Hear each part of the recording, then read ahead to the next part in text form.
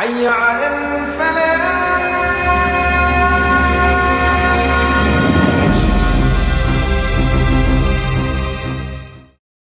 Assalamualaikum warahmatullahi wabarakatuh. Habib Rizik. Waalaikumsalam warahmatullahi wabarakatuh. Kif halakum? Insyaallah afiat, sehat. Alhamdulillah sehat walafiat. Alhamdulillah. Kami dari Padinya USD, alhamdulillah. Terima kasih waktunya Habib Rizik sudah bisa menyempatkan join bersama kita. Padahal di sana saat ini dini hari malam ini. Ya, di sini jam 2:30 pagi. Alhamdulillah, jazakallahu khair dengan waktunya. Kita kurang lebih ada 45 titik dari seluruh wilayah di Amerika, Kanada, Eropa, dan belahan dunia lainnya. Insya Allah dapat manfaat dari tausiah yang kami akan berikan. Kami sangat prihatin keadaan Indonesia ini dengan para ulama yang dididik. Insya Allah April ini akan ada perubahan besar, mana Indonesia akan memenangkan Prabowo Sandi. Insya Allah. Insya Allah. Habib bisa kembali ke tanah air. Amin. Jumpa dengan semua relawan. Insya Allah. Insya Allah. Ya.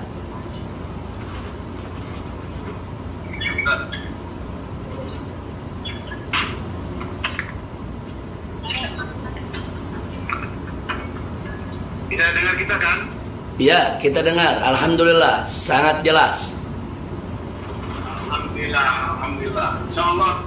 Insya Allah semua akan dapat manfaat. Waktunya kami persilakan Habib untuk memberikan tausiah buat kita semua.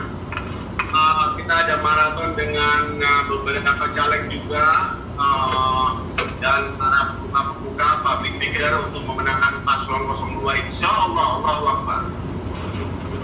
Baik. Assalamualaikum warahmatullahi wabarakatuh.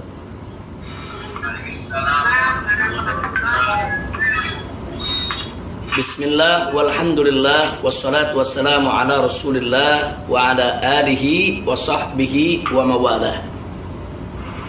Satu kebahagiaan bagi saya di kota suci Makkah Al-Mukarramah bisa bergabung dengan semua rekan-rekan dari berbagai penjuru dunia yang punya tekad yang sama untuk melakukan perubahan bagi arah Indonesia yang lebih baik. Mudah-mudahan niat baik ini diberkahi oleh Allah Subhanahu wa taala dan bisa terwujud sebagaimana kita harapkan. Amin ya rabbal alamin.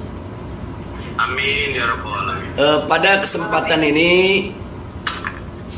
kita ingin berbagi dan mudah-mudahan berbagi ini akan menjadi sangat bermanfaat untuk kita semua, di mana saya ingin menggarisbawahi bahwa sebetulnya perjuangan kita semua tentu harus ditargetkan sesuai dengan yang kita harapkan.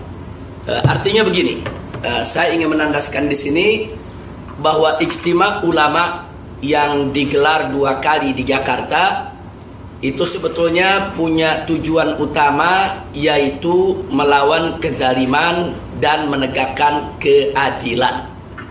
Jadi sekali lagi saya ulangi bahwa ijtima ulama yang 2 kali digelar di Jakarta beberapa waktu yang lalu, tujuan utamanya adalah melawan kezaliman untuk menegakkan keadilan.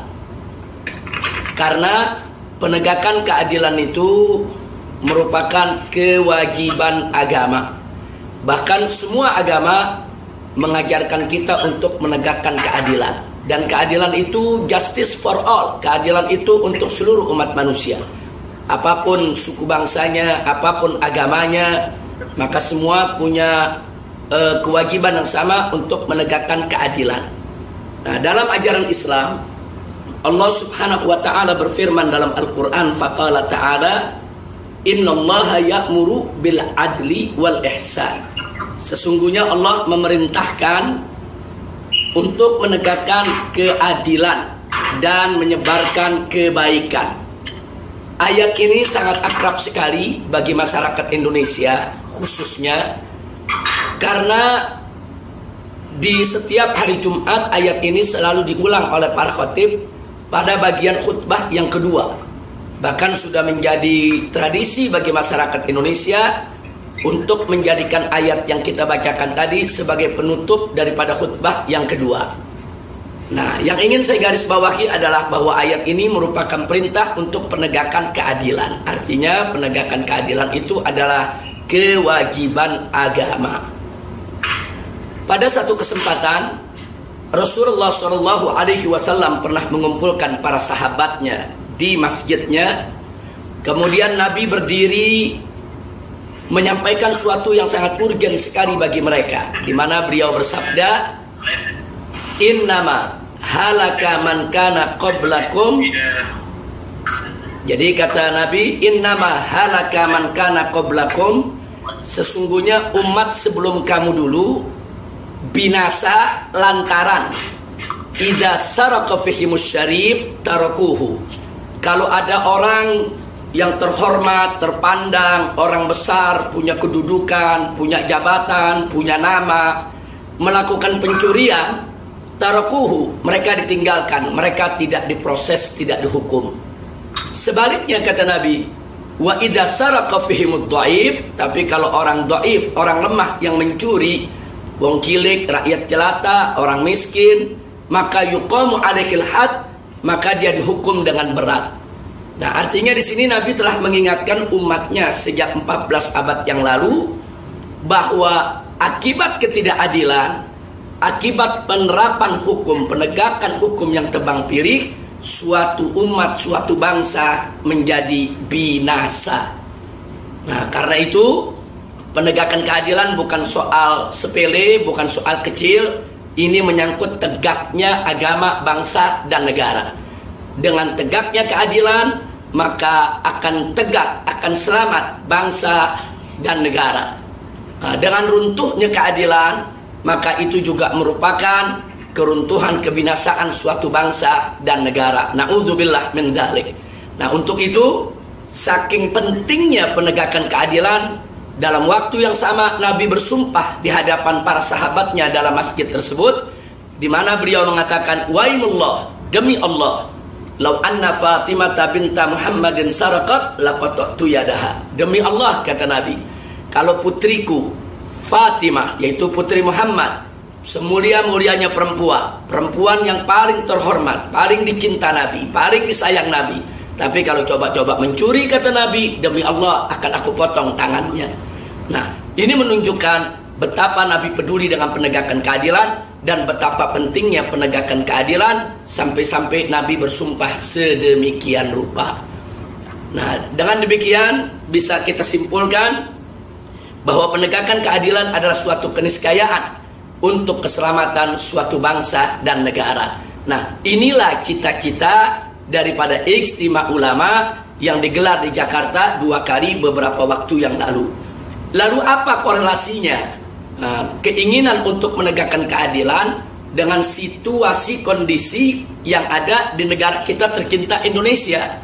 Nah, ternyata jika kita cermati, kita harus nyatakan dengan jujur bahwa dalam beberapa tahun terakhir ini, kezaliman dan ketidakadilan di negara tercinta Indonesia dipertontonkan secara telanjang, secara terbuka, secara terang-terangan. Saking terangnya, maaf, sampai orang buta pun tahu kalau itu adalah ketidakadilan. Nah, kita bisa mengambil beberapa contoh kasus. Pertama, dalam bidang penegakan hukum. Nah, mari kita lihat bersama. Dalam bidang penegakan hukum, ada satu peristiwa di mana beberapa santri Muslim Indonesia dari pondok pesantren di beberapa daerah akibat melakukan pengiriman pesan, men-share daripada meme yang didapatnya dari kawannya ke HP-nya, kemudian di-share yaitu ke kawan-kawan lainnya, yang bersangkutan dikejar dan ditangkap polisi. Kemudian setelah ditangkap di BAP, ditahan, dipakaikan baju tahanan. Kemudian polisi mengumpulkan para wartawan sebagaimana yang terjadi di Polda Jawa Timur.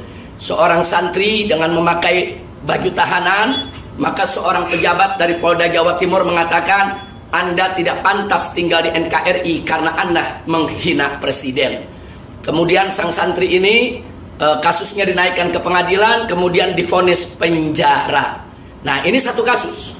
Nah, kenapa si santri ini divonis penjara? Karena dianggap menghina presiden. Padahal pasal tentang penghinaan presiden dalam KUHP kita sejak beberapa tahun yang lalu sudah dihapus, sudah tidak ada. Tapi karena untuk memenuhi syahwat penguasa, walaupun pasalnya sudah tidak ada, tetap dipaksakan bagaimana si santri ini agar tetap bisa dipenjara. Nah, itu yang pertama. Tapi tentunya kalau kita mau tahu lagi di mana letak ketidakadilan peristiwa yang terjadi terhadap santri tadi, kita harus melakukan yaitu komparasi, perbandingan dengan kasus lain. Di mana kasus lain ada anak seorang cukong naga membuat suatu rekaman video. Dalam rekaman tersebut dia tunjukkan foto presiden, kemudian dia tuding-tuding, dia berikan sumpah serapah, caci maki dengan kata-kata yang tidak pantas, yang tidak layak, kotor, jorok, kasar. Bahkan sampai pada akhirnya dia katakan presiden itu kacungnya, budaknya, dia goblok-goblokan. Kemudian diancam untuk membunuh dan menembak presiden. Nah, kasus ini juga dilaporkan oleh masyarakat. Namun apa yang terjadi? Tiba-tiba dari Mabes Polri memberikan klarifikasi dengan mengatakan bahwa si anak cukong tadi hanya lucu-lucuan. Nah, ini satu pemandangan yang sangat-sangat yaitu melukai daripada rasa keadilan masyarakat. Bagaimana tidak saat santri Muslim Indonesia yang berusia belasan tahun dianggap menghina presiden, itu langsung diproses sampai dipenjara. Bahkan pejabat kepolisiannya mengatakan Anda tidak pantas tinggal di NKRI karena menghina presiden. Tapi giliran ada anak cukong yang bukan lagi mencaci maki presiden, bahkan mengancam untuk membunuh presiden, dengan entengnya pejabat Mabes Polri mengatakan itu hanya lucu-lucuan. Nah, ini satu ketidakadilan yang tidak boleh dibiarkan. Ini berbahaya kalau dibiarkan, karena ini menyangkut keselamatan bangsa dan negara. Kalau kepada si anak cukong bisa dikatakan lucu-lucuan, lalu kenapa kepada si santri tidak bisa dikatakan lucu-lucuan? Nah, atau sebaliknya, kalau si santri diproses sampai di penjara, kenapa si anak cukong tidak diproses sampai di penjara? Nah, ini ketidakadilan semacam inilah yang dipertontonkan di kita punya negeri. Sangat-sangat memprihatinkan. Contoh kasus yang kedua masih serupa. Sederetan tokoh nasional, bahkan di dalamnya ada putri proklamator yaitu Ibu Rahmawati Soekarno Putri, melakukan kritik terhadap rezim penguasa dengan aneka ragam kritik. Nah, kemudian rezim tidak terima, rezim tidak suka dengan kritik tersebut. Ibu Rahmawati pun dengan kawan-kawannya dimakarisasi. Mereka ditangkap, walaupun Ibu Rahmawatinya sempat ditahan 24 jam, tapi kawan-kawannya ada yang ditahan berbulan-bulan, seperti Pak Kiflan Zen, Pak Sri Bintang Pamungkas, dan seterusnya. Masih ada lagi di sana Ustadz Alfian Tanjung yang mengkritik keras yaitu rezim penguasa karena membiarkan aneka ragam kegiatan komunis merajalela di Indonesia. Begitu juga John Ruginting, seorang penulis produktif yang followernya mencapai jutaan orang, menyampaikan kritik-kritik yang elegan terhadap pemerintah. Tapi karena rezim tidak suka untuk dikritik, akhirnya Ustadz Alfian Tanjung dipenjara, John Ruginting juga dipenjara. Begitu juga Buniani, yaitu yang pertama kali mengupload tentang pidato Ahok pada saat menghina atau melecehkan Al-Quran. Nah, kemudian Buniani ini juga diproses sampai akhirnya divonis juga di penjara 2 tahun. Ini sesuatu yang sangat memprihatinkan. Kenapa? Karena Buniani dinyatakan bersalah, dianggap telah menyebarluaskan fitnah terhadap Ahok. Padahal kesalahan Ahok itu sudah terbukti di pengadilan. Bahkan Ahok dipenjara 2 tahun. Berarti apa yang disampaikan oleh Buniani bukan fitnah. Tidak ada editan, tidak ada fitnah, tidak ada hoax. Buniani hanya menyampaikan fakta. Nah ini yang jadi masalah. Kecuali kalau Ahok terbukti di pengadilan tidak bersalah, Buniani berarti memfitnahnya. Tapi ini Ahok terbukti di pengadilan bersalah dan dipenjara 2 tahun. Nah, tapi karena rezim tidak terima, akhirnya Buniani pun diseret ke penjara. Masih banyak lagi kasus-kasus lain yang kalau saya paparkan akan terlalu panjang. Nah pertanyaannya, di mana letak ketidakadilannya? Nah untuk bisa kita mengetahui ketidakadilan dalam kasus-kasus yang saya sebutkan tadi, kita harus membuat perbandingan lagi.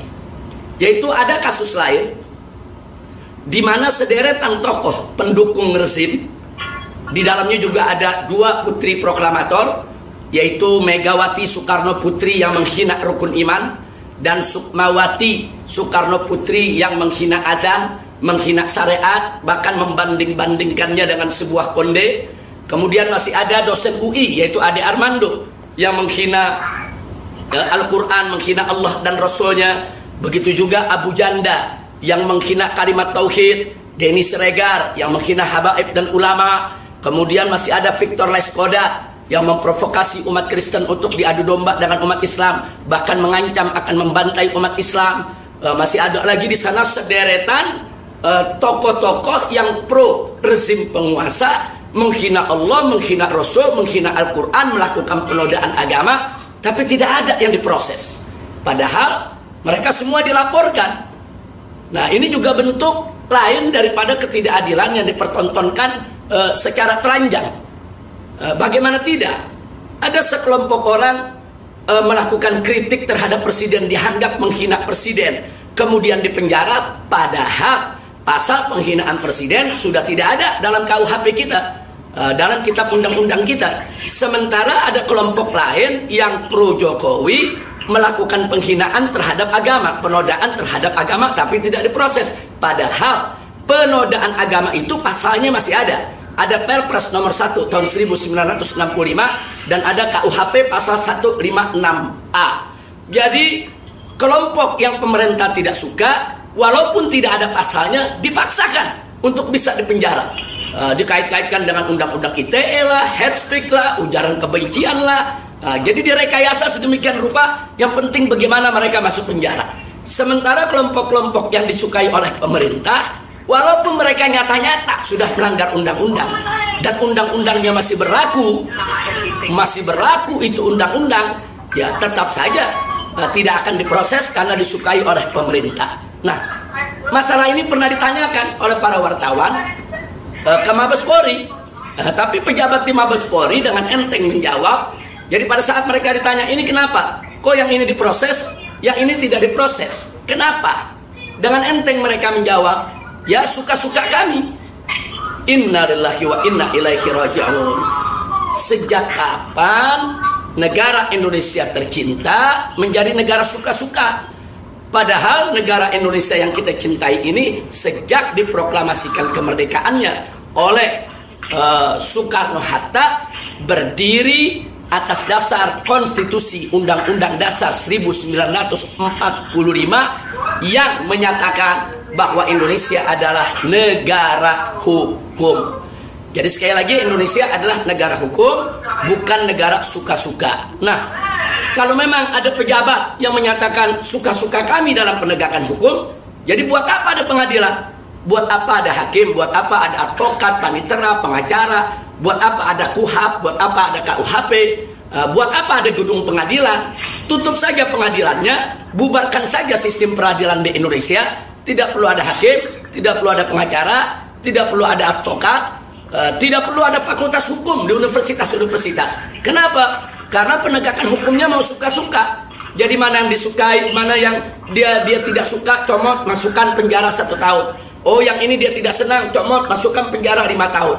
Oh yang satu lagi dia tidak menyukainya, comot, hukum mati saja atau seumur hidup di dalam penjara. bisa hancur negara kita kalau penegakan hukum secara suka-suka. Nah, ini beberapa contoh kasus sengaja saya paparkan pada kesempatan ini supaya menjadi bukti yang argumentatif bahwa ijtima ulama yang ingin melawan kezaliman dan menegakkan keadilan bukan berdiri atas dasar-dasar hoax, bukan berdiri atas dasar fitnahan, tapi berdiri atas dasar fakta-fakta yang bisa dipertanggungjawabkan. Saya bisa kasih contoh satu lagi dalam soal penegakan hukum, yaitu yang baru terjadi 1 bulan lalu, yaitu tentang Ustadz Abu Bakar Bashir. Terlepas daripada persoalan Ustadz Abu Bakar Bashir, apakah beliau salah, apakah beliau tidak salah, apakah beliau korban fitnah, apakah beliau memang terlibat suatu kejahatan, kita tidak bicarakan itu. Tapi yang jelas bahwa Ustadz Abu Bakar Bashir saat ini ditahan sebagai narapidana. Nah, saya ingin bicara soal narapidana. Seorang narapidana di Indonesia itu punya hak-hak asasi yang harus dilindungi. Bahkan mereka punya hak-hak yaitu perlakuan khusus di dalam penjara sesuai dengan perundang-undangan. Siapapun narapidana tersebut, apakah narapidana tersebut yaitu seorang teroris atau separatis atau koruptor atau perampok atau pembunuh atau pemerkosa, apapun kesalahannya, selama dia menjalankan masa tahanannya di dalam penjara, dia mendapatkan hak-hak yang tidak boleh diganggu oleh siapapun. Nah, di antara hak-hak tersebut ada 2 yang perlu saya catat. Pertama, seorang narapidana yang menjalankan masa tahanannya dengan baik di dalam penjara, maka dia berhak per tahunnya untuk mendapatkan remisi, potongan tahanan selama 1 bulan per tahun. Bahkan dia bisa mendapatkan 2 bulan per tahun kalau betul-betul berkelakuan baik selama di penjara, seperti dia membantu bagian dapur, atau membantu bagian kebersihan, atau membantu bagian keamanan, atau dia menjadi guru mengajarkan narapidana yang lainnya, atau dia mengajar di masjid, mengajak narapidana untuk berbuat baik dan seterusnya. Nah, itu yang dilakukan Ustadz Abu Bakar Bashir di dalam penjara, sehingga beliau berhak mendapatkan remisi potongan tahanan per tahunnya 2 bulan. Dan ini berlaku bukan hanya untuk Ustadz Abu Bakar Bashir, siapa saja narapidana, apakah dia pembunuh, perampok, koruptor, selama dia berbuat baik di dalam penjara, dia berhak mendapat potong masa tahanan sedemikian rupa. Kemudian poin yang kedua yang perlu saya ingatkan juga, bahwa seorang narapidana kalau sudah menjalankan masa tahanannya 2/3 dari vonis yang didapatnya, maka dia berhak untuk dibebaskan bersyarat. Tapi ingat, bebas bersyarat di sini bukan dengan syarat mendukung capres yang satu atau capres yang satunya lagi, tidak. Bebas bersyarat yang dimaksud di sini adalah dengan syarat berjanji, berkomitmen untuk tidak mengulangi kesalahannya. Jadi bukan dengan syarat dukung si A atau dukung si B, bukan. Itu syarat yang dibuat-buat. Itu tidak ada dalam aturan perundang-undangan kita. Nah, baiklah, kita kembali ke kasus Ustadz Abu Bakar Bashir. Ustadz Abu Bakar Bashir divonis 15 tahun penjara, dan beliau sudah jalankan selama 9 tahun. Karena beliau berkelakuan baik, sangat baik, nah, maka beliau berhak mendapatkan remisi potongan tahanan 2 bulan per tahun. Karena sudah 9 tahun dijalankan, 2 bulan per tahun, berarti beliau bisa mendapatkan 18 bulan remisi, yaitu potong masa tahanan. 18 bulan sama dengan 1,5 tahun. Sehingga kumulatifnya 9 tahun sudah beliau jalankan, ditambah potongan tadi 1,5 tahun, beliau dianggap sudah menjalankan 10,5 tahun. Artinya sudah lebih dari 2/3 masa tahanannya. Beliau divonis 15 tahun, 15 tahun kali 2/3, 15 bagi 3 sama dengan 5, 5 kali 2 sama dengan 10. Beliau sudah menjalankan masa tahanan 9 tahun dengan remisi 1,5 tahun. Sehingga kumulatifnya 10,5 tahun, berarti beliau sudah lebih dari 2/3 masa tahanannya. Nah, sehingga semestinya tanggal 23 Desember tahun 2018 yang lalu beliau sudah mesti bebas dari penjara. Nah, ini aturan hukum. Nah, tapi faktanya sampai hari ini Ustadz Abu Bakar Basir tidak dibebaskan. Bahkan sebulan yang lalu sempat ribut-ribut, ada pengacara yang ingin menjadi pahlawan kesiangan, katanya Ustadz Abu akan dibebaskan, tapi ternyata mau dijadikan sebagai komoditas politik. Ustadz Abu menolak karena disyaratkan harus mendukung, yaitu salah satu capres. Nah, kemudian akibat gonjang-ganjing, ribut, debat, gaduh, akhirnya Ustadz Abu tidak bisa dibebaskan dan tidak jadi dibebaskan. Nah, pertanyaannya di mana letak tidak adilnya? Mungkin ada mengatakan wajar Ustadz Abu Bakar Basir dipenjara karena memang terlibat suatu kesalahan. Baik, saya tidak mau bantah itu, cuman saya ingin membawa kasus pembanding. Ada satu kasus lain, yaitu yang melibatkan seorang Robert Tantular, seorang cukong naga yang korupsi 6,7 triliun dalam kasus Bank Senturi. Yang bersangkutan divonis 21 tahun penjara. Dan yang bersangkutan sudah melaksanakan 10 tahun. Karena yang bersangkutan masuk 1 tahun lebih dulu daripada Ustadz Abu. Nah, anehnya bulan Desember 2018 yang lalu, yang semestinya Ustadz Abu sudah dibebaskan, Ustadz Abu tidak bebas, tapi Robert Tantular, cukong naga koruptor yang hampir 7 triliun ini justru dibebaskan. Ini betul-betul aneh. Karena yang bersangkutan vonisnya 21 tahun, dia baru menjalankan hanya 10 tahun. Andai kata dia mendapatkan per tahunnya 2 bulan remisi potongan tahanan, beliau hanya baru menjalankan yaitu 10 tahun ditambah 20 bulan. Jadi belum sampai 12 tahun, tapi kok sudah dibebaskan. Karena 21 tahun itu 2/3-nya adalah, sebagaimana kita tahu 21 bagi 37 kali 2, 14. Dia sekurang-kurangnya sudah melaksanakan 14 tahun setengah baru boleh dibebaskan. Nah, yang mengherankan, yang bersangkutan sudah dibebaskan bulan Desember yang lalu. Ini bagaimana bisa? Ustadz Abu yang 15 tahun belum dibebaskan, koruptor yang 21 tahun sudah dibebaskan. Ustadz Abu yang sudah tua renta, umur 80 tahun lebih, sakit-sakitan, bahkan sudah dapat rekomendasi dari para dokter agar Ustadz Abu ini tahanan rumah karena perlu perawatan 24 jam, dikontrol oleh suster atau oleh keluarganya. Tetap ditolak untuk tidak dibebaskan. Nah, tapi sementara seorang koruptor 7 triliun yang vonis 21 tahun belum waktunya sudah dibebaskan. Ini ada apa? Ini ada apa? Kalau kita hitung-hitung, ternyata Robert Tantular itu mendapatkan remisi 77 bulan. Astagfirullahaladzim. Dapat remisi 77 bulan selama 10 tahun, itu berarti per tahunnya dapat 7,7 bulan. Ini luar biasa. Tidak ada dalam sejarah hukum Indonesia seorang narapidana itu mendapatkan remisi 7,7 bulan per tahunnya. Tidak ada. Ini baru sejarah pertama. Ini ada apa? Nah, ketidakadilan semacam ini sangat berbahaya kalau dibiarkan. Nah, ini saya baru bicara beberapa kasus dalam bidang penegakan hukum, belum dalam bidang politik. Dalam bidang politik, Gubernur Anies Baswedan hanya mengangkat 2 jari, kemudian dilaporkan, habis dilaporkan ke Bawaslu, kemudian dipanggil, diperiksa, disidang. Walaupun putusan akhirnya Anies dinyatakan tidak bersalah. Nah, yang jadi persoalan adalah di sana banyak gubernur, banyak kepala daerah, banyak wali kota, banyak bupati, bahkan sampai camat.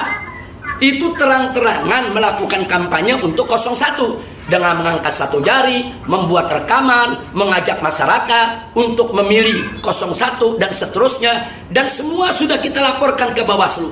Tapi sampai hari ini tidak satu pun yang diproses. Ada apa?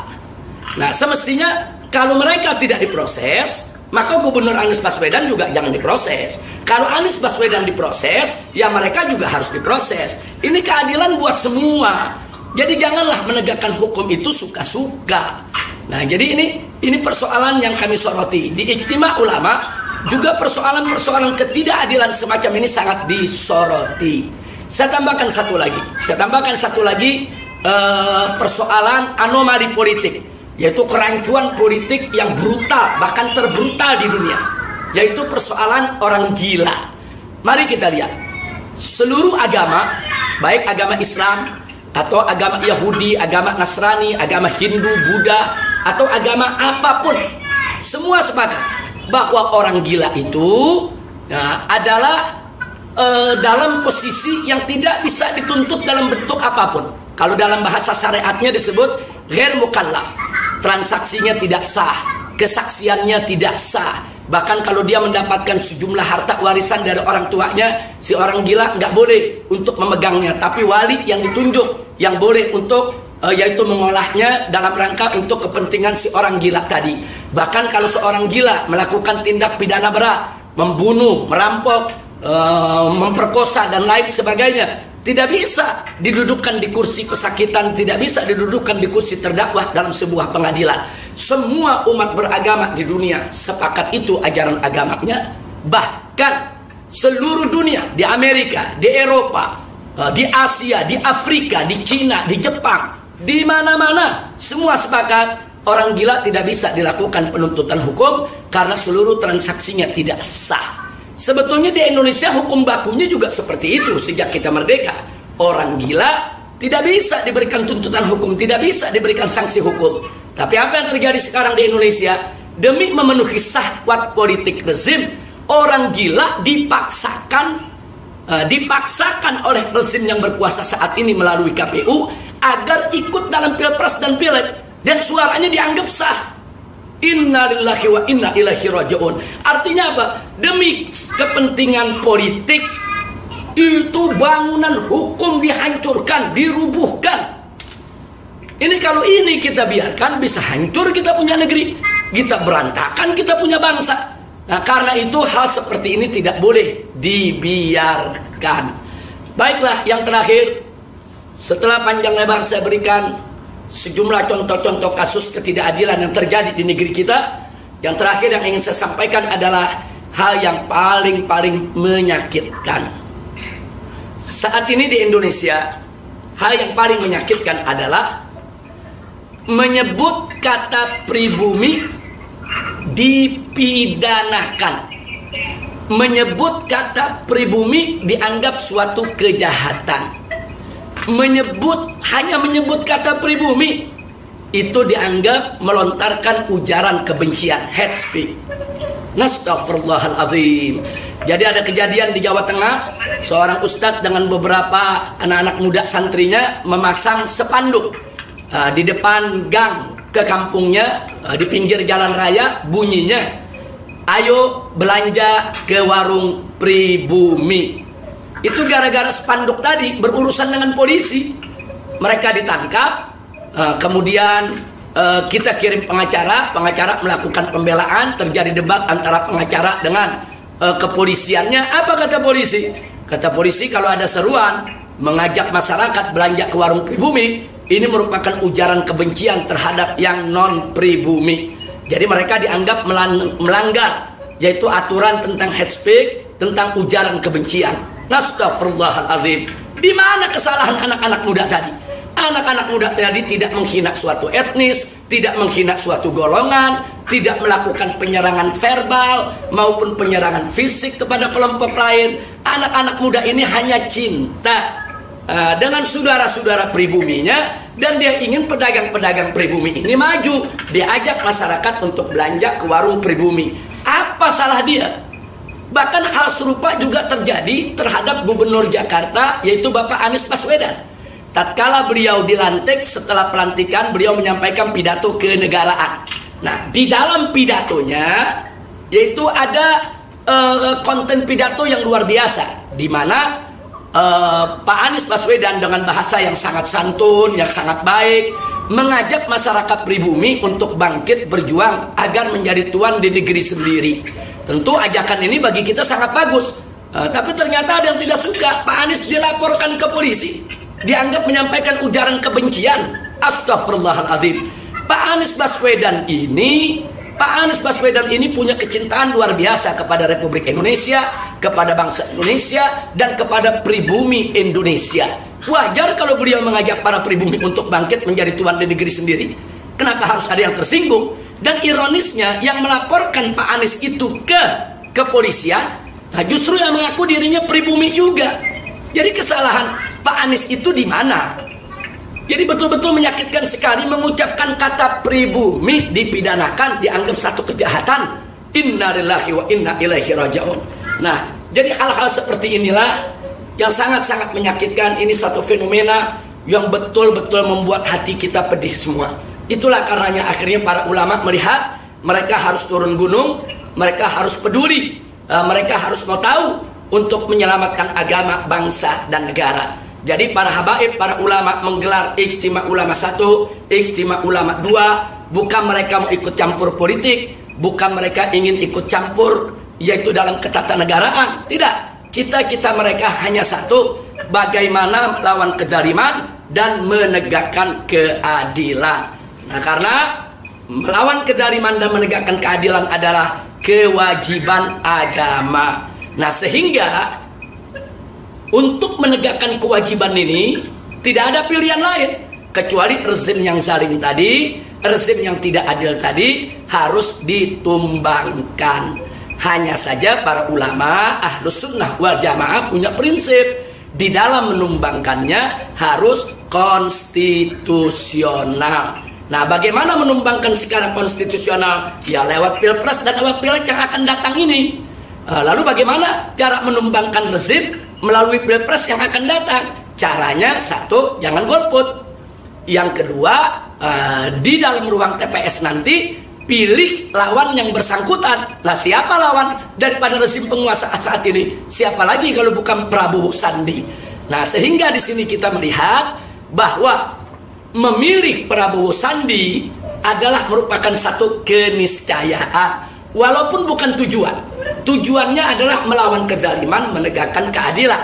Tapi menegakkan keadilan ini tidak bisa terwujud kecuali dengan penumbangan rezim yang zalim. Sehingga penumbangan rezim yang zalim menjadi wajib. Penumbangan rezim yang zalim ini pun harus dilakukan secara konstitusional, yaitu melalui pilpres. Berarti mengikuti pilpres juga hukumnya menjadi wajib. Nah, cara menumbangkan rezim yang zalim melalui pilpres nanti tentu dengan memenangkan lawan daripada rezim yang zalim. Nah, siapa lawannya? Lawannya adalah Prabowo Sandi. Berarti memilih Prabowo Sandi menjadi wajib. Nah, dalam kaidah agama ada disebutkan mala yatimul wajibu illa bihi fahuwa wajib, yaitu suatu kewajiban yang tidak bisa tegak lantaran suatu perkara, maka perkara itu juga hukumnya menjadi wajib.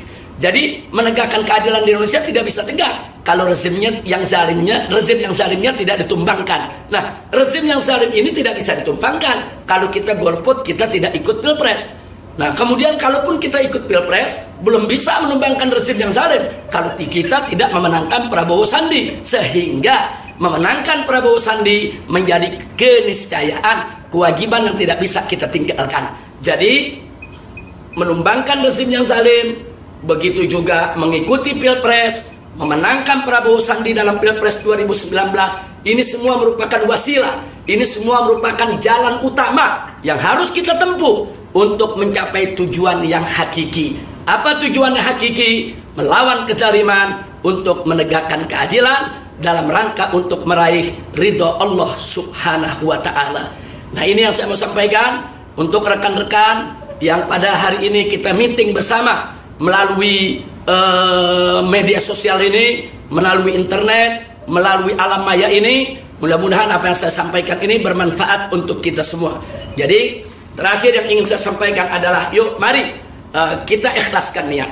Sekali lagi kita ikhlaskan niat bahwa kita berjuang tidak mencari kursi, tidak mencari jabatan, tidak mencari uang, tidak mencari harta benda, tapi semata-mata hanya untuk mencari ridha Allah dengan melawan kezaliman dan untuk menegakkan keadilan.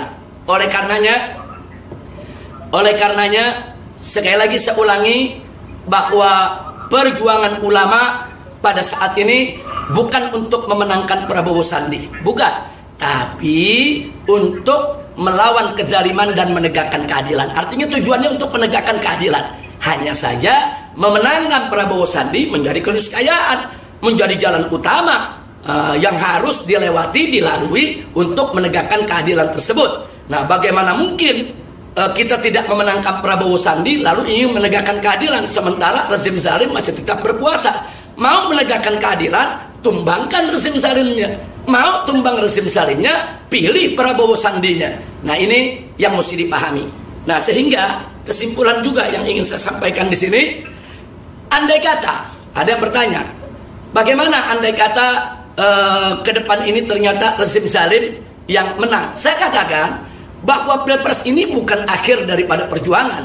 Andai kata rezim zalim ini dengan aneka ragam caranya kemudian memenangkan daripada Pilpres kali ini, kita tidak akan berhenti untuk melawan kezaliman. Kita tidak akan berhenti untuk menumbangkan kezaliman. Artinya perjuangan ini jalan terus. Sampai kapan? Sampai rezim tidak zalim, sampai rezim yaitu tetap menegakkan keadilan. Selama rezim zalim, selama rezim tidak menegakkan keadilan, selama itu pula akan terus kita melakukan perlawanan. Nah, pertanyaan yang kedua, lalu bagaimana kalau Prabowo yang menang? Alhamdulillah, insya Allah menang. Kalau Pak Prabowo Sandi yang menang, maka kewajiban kita untuk mengawal. Jadi bukan berarti setelah Pilpres maka tugas kita selesai. Tidak. Kalau Prabowo Sandi menang, wajib kita kawal bersama. Kita kawal agar Prabowo Sandi menegakkan keadilan, tidak berbuat zalim.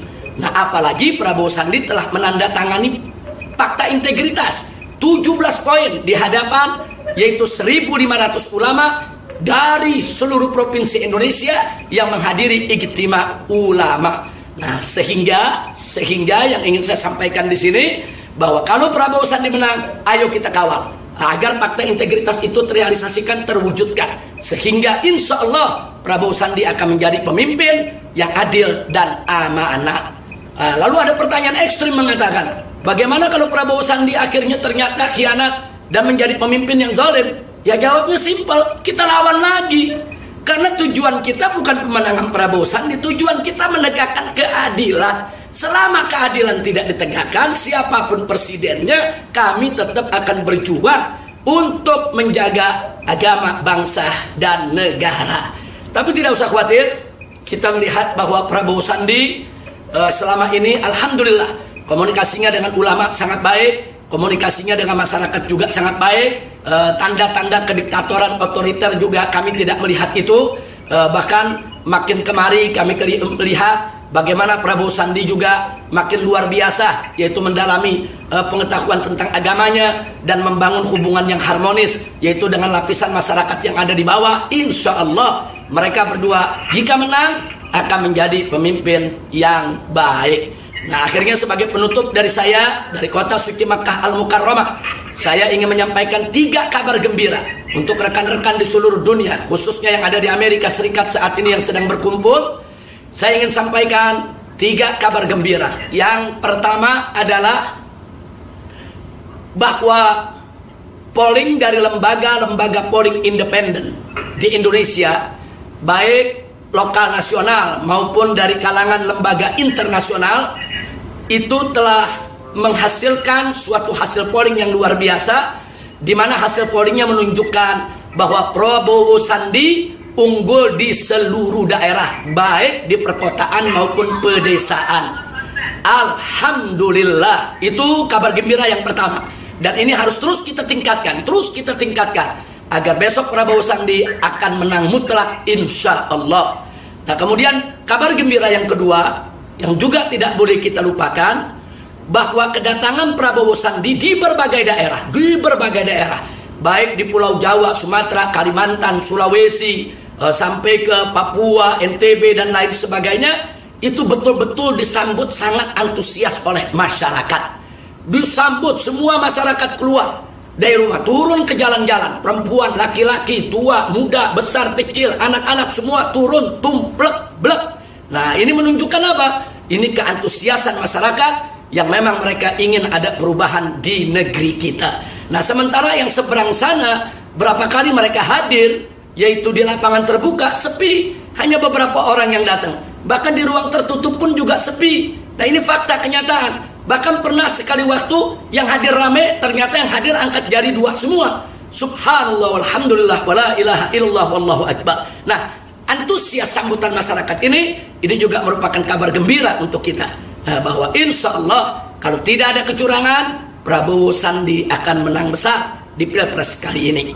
Nah, sekarang kabar gembira yang ketiga yang ingin saya sampaikan adalah bahwa pendukung-pendukung Prabowo Sandi alhamdulillah dari kalangan ulama-ulama, dari kalangan santri-santri, dari kalangan kiai-kiai, begitu juga dari kalangan cendekiawan, profesionalisme, dari kalangan pengusaha, dari kalangan masyarakat yang memang dekat dengan agama. Artinya mereka benci dengan segala penyakit masyarakat, benci dengan kemaksiatan, benci dengan kemungkaran. Mereka tidak suka negerinya dirusak oleh budaya-budaya yang tidak sesuai dengan ajaran agama maupun budaya ketimuran. Ini merata di mana-mana.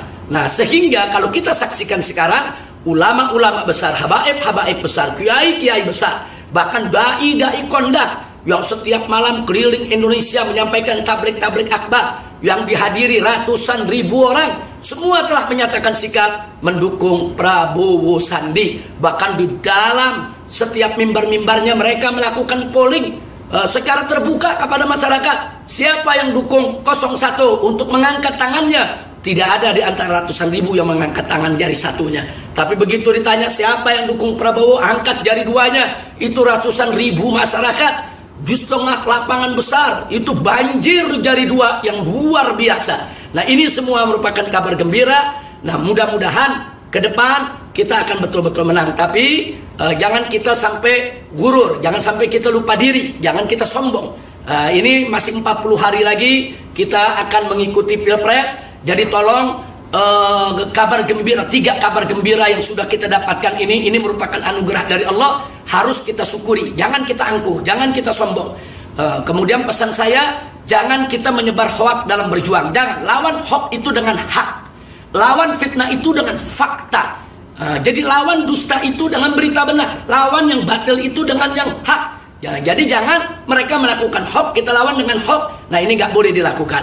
Nah, ini yang ingin saya sampaikan pada pertemuan ini. Jadi ikhlaskan niat, bulatkan tekad, bangkitkan semangat, tidak usah khawatir dengan aneka ragam kecurangan yang sekarang ini ditunjukkan oleh pihak seberang. Tapi kita mesti waspada, kita harus melakukan yaitu perlawanan untuk mencegah segala kecurangan. Karena tidak ada yang bisa mengalahkan Prabowo Sandi saat ini kecuali kecurangan. Sehingga kecurangan harus kita jadikan musuh bersama, common enemy, harus kita lawan. Tidak boleh ada kecurangan di dalam menggelar Pilpres 2019 yang akan datang. Sekali lagi, kecurangan harus kita jadikan sebagai common enemy, yaitu musuh bersama yang harus kita lawan dan harus kita ajak masyarakat untuk ikut serta memberikan kontribusi di dalam melawan kecurangan. Nah, di seberang sana sudah mengumandangkan perang total, maka dari sini kita akan jawab dengan jihad total. Nah, apa beda perang dengan jihad? Tentu beda.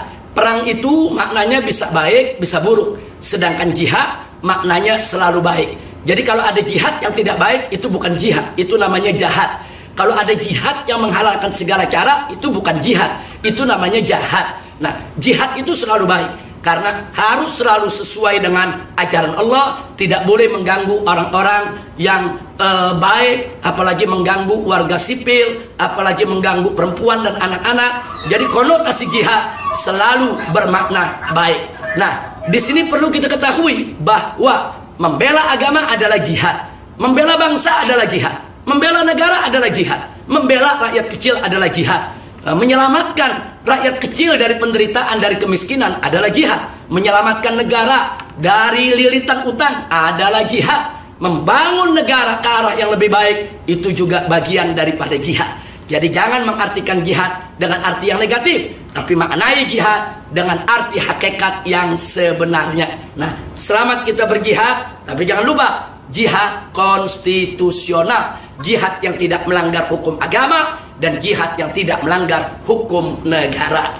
Dari kota suci Makkah Al-Mukarramah, akhirnya saya sampaikan apresiasi kepada semua saudara-saudara saya sebangsa dan setanah air yang mengikuti daripada acara pada hari ini. Mudah-mudahan Allah Subhanahu wa taala memberikan taufik dan hidayah kepada kita semua serta memberikan kemenangan.